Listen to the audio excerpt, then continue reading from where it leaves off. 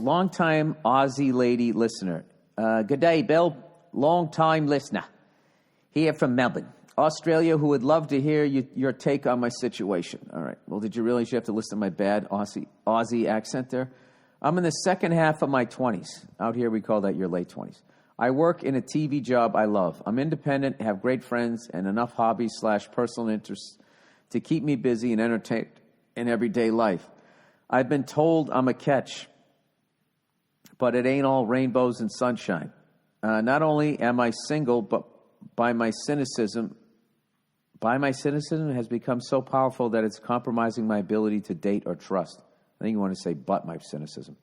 A bit of a background here. Years ago, I was in a long-term relationship which ended in heartache for me. And since then, I've been through a sequence of disappointing dating experiences, which has left me more lonely and unlovable each time. People have named me Good Luck Chuck because whenever I get involved with anybody, they settle down with the next person they come across.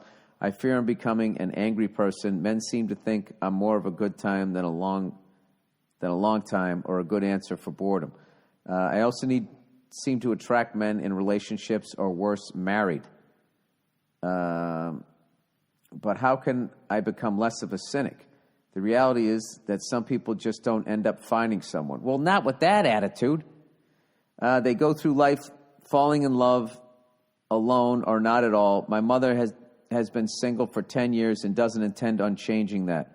Do you think some people are meant to be alone? Was there ever a point in your life where you thought you'd end up alone? Cheers and go fuck yourself. Absolutely I did, and I went through the same shit that you're going through. Yeah, and I had, women I dated, and then I fucked it up, and then they would go on the next guy, they'd marry him. Yeah, I had that happen a couple of times. And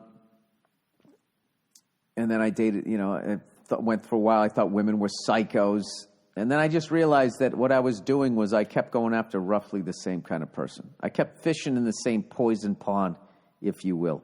I think you just need to get a little therapy and become a little more positive. And obviously, if somebody's married or in a relationship, you shouldn't, I think that should be one of your first fucking questions.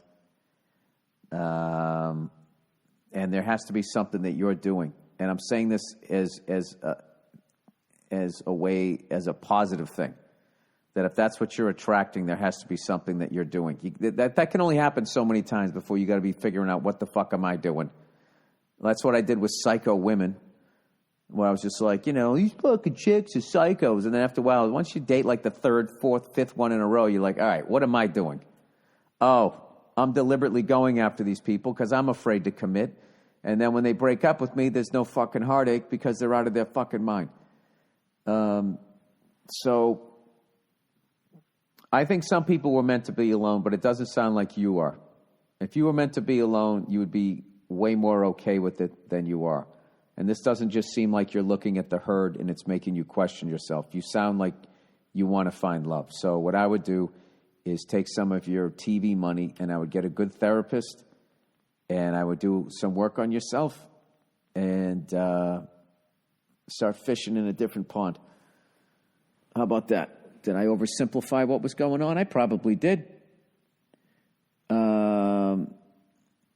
Anyway,